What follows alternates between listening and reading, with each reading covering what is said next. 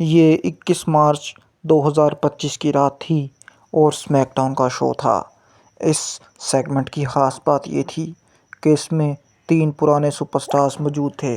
पहला Roman Reigns और उसके बाद सीएम पंक और उसके बाद सेथ रॉलिंस। इस सेगमेंट का आगाज़ रोमन रेंस करते हैं और रिंग में आकर बोलते हैं कि सीएम पंक ने रॉयल रंबल में मुझे स्क्रू किया और मैंने सीएम पंक को लास्ट वीक स्क्रू कर दिया। फिर वो बोलते हैं कि सेथ रॉलिंस ने भी रॉयल रंबल में मेरे साथ गद्दारी की और मैंने सेथ रॉलिंस के साथ लास्ट वीक गद्दारी कर डाली। फिर रोमन रेंस बोलते हैं कि मैं 15 से 20 मिनट यहाँ पर मौजूद हूँ।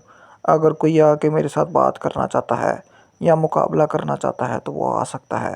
रोमन रेंस का ये कहना ही था कि सेथ रॉलिंस रिंग की तरफ बढ़ने लगते हैं और अब इस चीज़ का लोगों को अंदाज़ा हो चुका था कि कुछ खतरनाक ब्रॉल होने वाली है इनके दरमियान।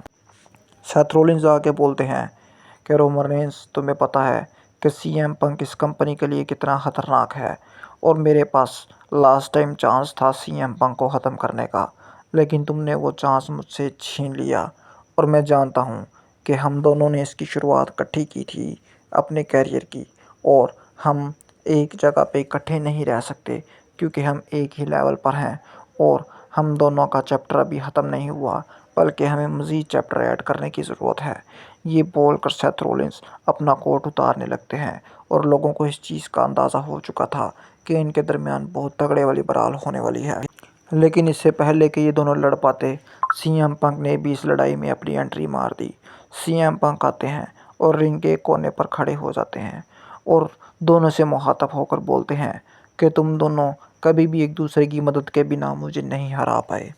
फिर वो रोमन रेंस को बोलते हैं करे हुए रंबल में मैंने तुम्हें बाहर इसलिए फेंका था क्योंकि उस मोमेंट पे हर बंदा अपने लिए सोच रहा होता है और सब एक दूसरे को बाहर फेंक रहे होते हैं क्योंकि लास्ट पर जो मैच में रिंग में रहेगा वही जीतेगा। इसीलिए मुझे तुम्हें बाहर फेंकना पड़ा और अगर तुम भी होते तो तुम भी यही करते। फिर वो पॉल हेमन की तरफ देखते हैं और बोलते हैं कि पॉल हेमन क्या तुम्हें याद है तुमने एक फ़ेवर मुझे देनी थी। और फिर वो कहते हैं कि फ़ेवर की बात तो बाद में करेंगे, लेकिन तुम्हारा बहुत शुक्रिया कि तुम रोमन रेंस को रिंग में मेरे लिए स्पेशली लेकर आए। अभी ये कहना ही था और रोमन रेंस ने काफ़ी हैरानगी से पॉल हेमन की तरफ देखा।